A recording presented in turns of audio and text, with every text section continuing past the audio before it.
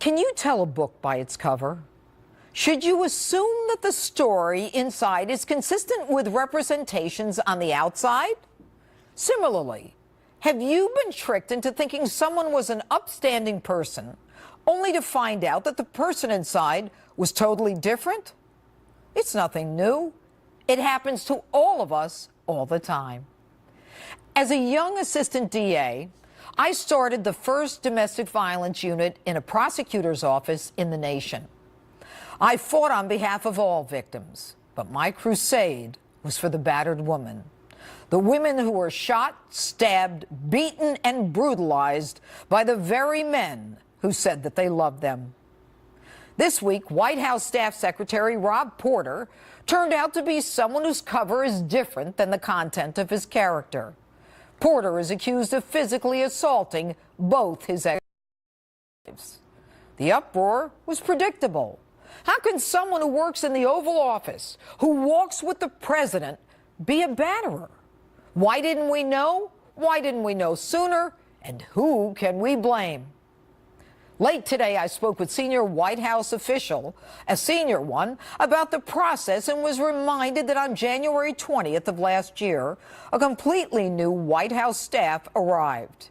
Everyone was given a form, an SF-86, a multi-page questionnaire that seeks everything about you, from your high school friends to your bank records to your residential addresses, foreign travel, your employment, foreign contacts.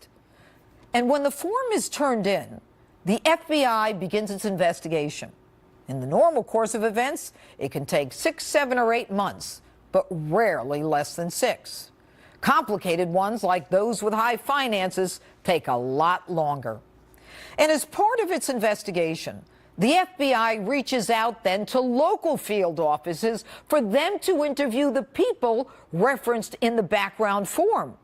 And then additional references from the local offices are then requested, and it fans out even further.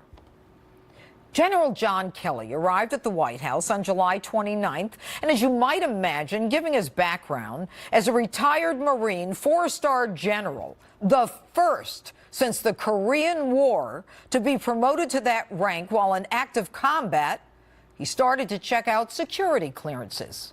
Because Kelly saw it as unusually long, he told Don McGahn, the White House counsel, that the FBI needed to speed up their investigation so that, quote, we could get a sense of these folks.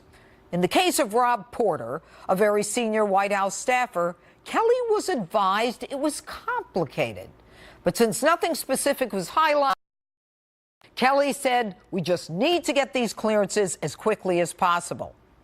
Now, at the end of December, the beginning of January of this year, with no feedback, he started to consider that particular situation serious.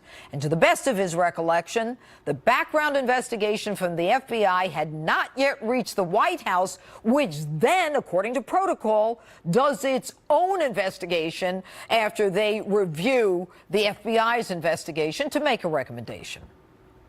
This past Tuesday, February 6th, was a typical day for General Kelly, working as chief of staff in a fast-moving administration, going up to Capitol Hill on DACA, and then returning to the White House at 6:30 p.m., where several communication people sat in his office.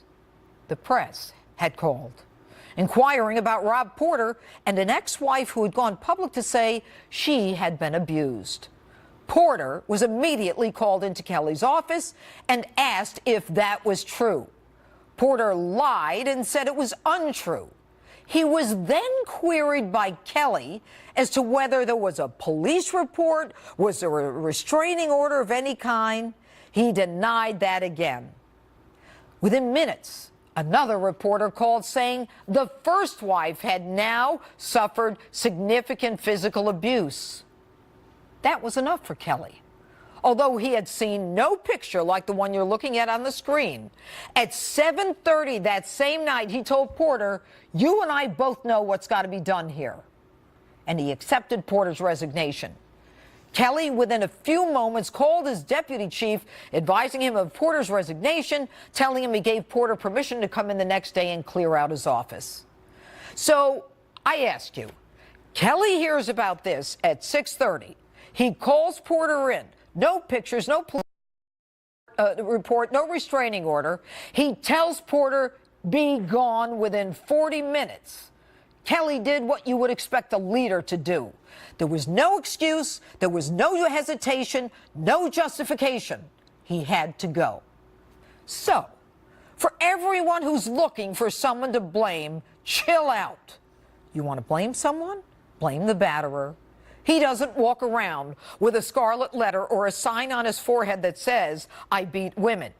He is cunning and clever, presenting himself as a charming individual who's a Rhodes Scholar with a Harvard degree.